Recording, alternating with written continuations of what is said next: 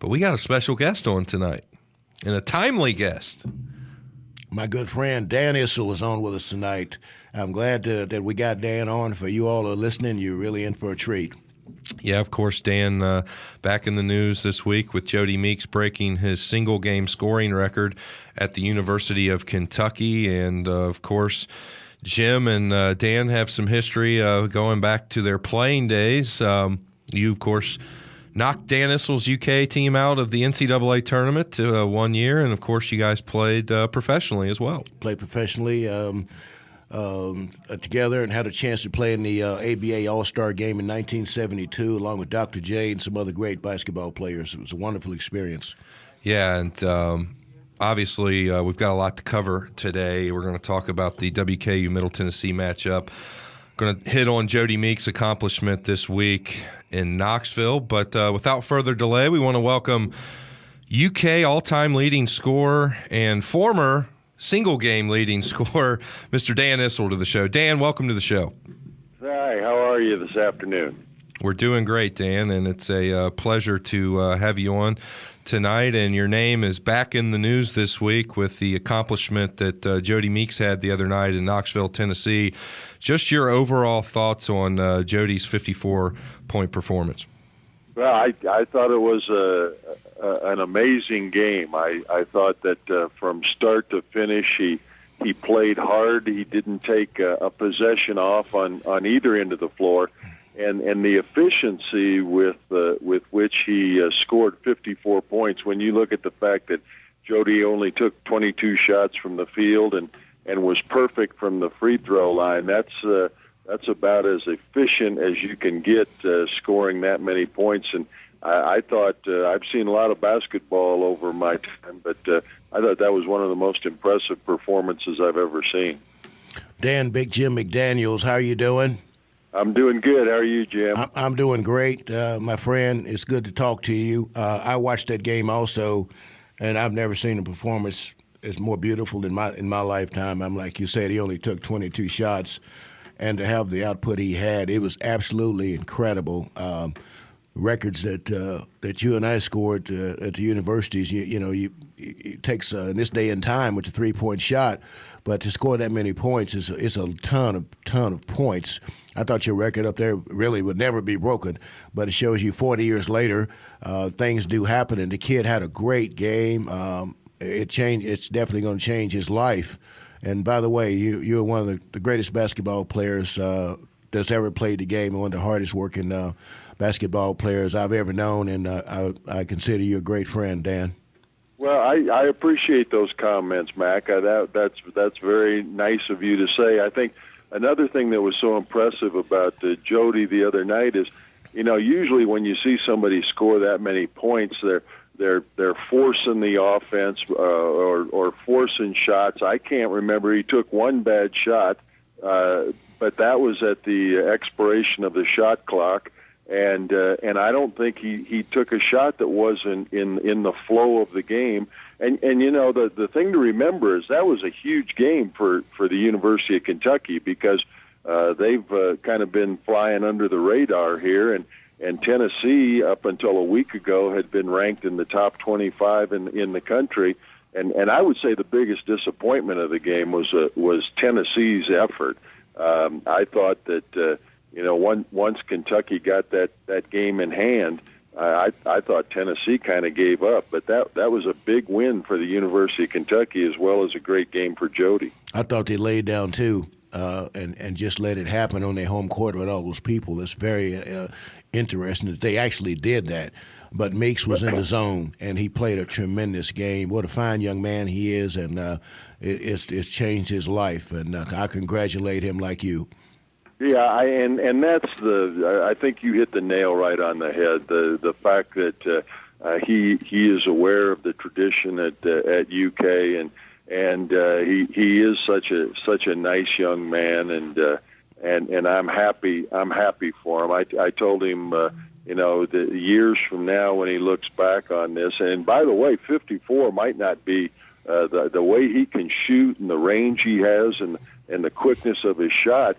I mean, there might be more big games in store for him. And years from now, when he looks back and realizes all the great players and all the All-Americans, all the pro players that have played in that program, to have your name at the top of the list, that's a pretty awesome accomplishment. Yes, it is, Dan. It really is. Well, and you guys both played before the three-point line was put in, and obviously with Jody hitting 10 trays, that played a big part in those 54 points. Let me ask you, Dan, if they had the three-point line back when you played, would Coach Adolph Rupp have utilized that? And do you think that your record maybe would have been around 60 points if that had been the case? Well, I don't know. I don't remember. Although I could shoot from the corner, I don't remember how many shots that I would have taken from what is now the three-point line. I do know one thing, that if they had the three-point line back in our day, the all-time leading scorer at Kentucky would be a guy by the name of Louis Dampier, one of the best pure shooters I've ever played with or against, and I don't remember Louis taking a shot inside what is now the three-point line in college. So I think we'd all be taking a back seat to Louis if we had the line back then. Louis was a great shooter and a fine man. Do you stay in touch with Louis at all, Dan? I do, Mac. When the last time I coached the Nuggets, I coached the Nuggets 2 stints, and the second time Louis came out and was an assistant coach with me, and we visit all the time on the telephone, and we stay in close contact. I'm probably closer with Louis than any of my former teammates. So Louis is a terrific guy, and we have a lot of fun together still. Well, tell Louis hello next time you talk to him. I will. And as far as professional basketball, I kind of wish you were still involved in coaching or something, because I think that the basketball needs somebody like you with the character that you have. I always thought you brought a lot to the game as a player and as a human being, and you were just great. Obviously, you can tell I'm a big fan of yours on and off the basketball court.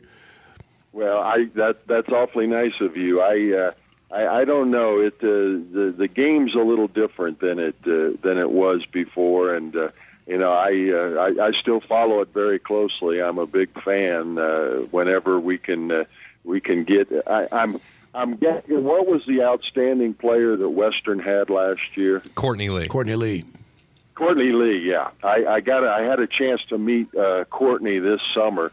What a fine kid he is, and that's the nice thing about staying at least in the periphery of the game, is to meet all these great young kids that are coming up today. Visiting with former UK standout, NBA standout, Dan Issel. Dan, I got to ask you, because you and Jim had played against each other in the NCAA tournament. Of course, Big Max Hilltoppers put you guys out that year, and Coach Adolph Rupp recruited Jim. And talk about that Kentucky team, what the makeup would have been and how good you guys could have been if Jim McDaniels would have been a part of your UK teams.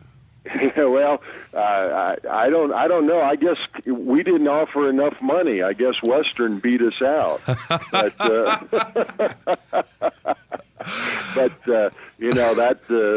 would have been terrific. Everybody knows what a great player Jim was, and any program that he would have been associated with would have been much better for it. I remember some of the battles we had in the old ABA, Jim. Where you were with, was it the Cougars? Carolina Cougars. Yeah.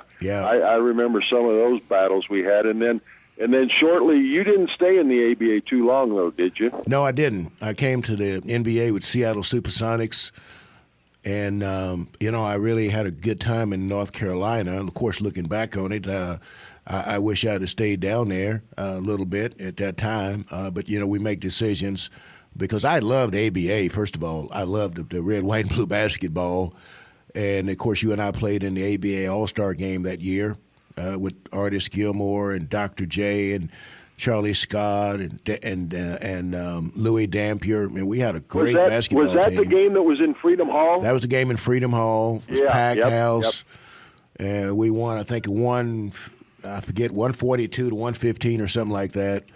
And we put on a great show that night. It was a great game, and you had a big game, great game. I had a great game, and Dr. J did his thing, and it was just a fantastic performance for the ABA. It was wonderful. I think there was some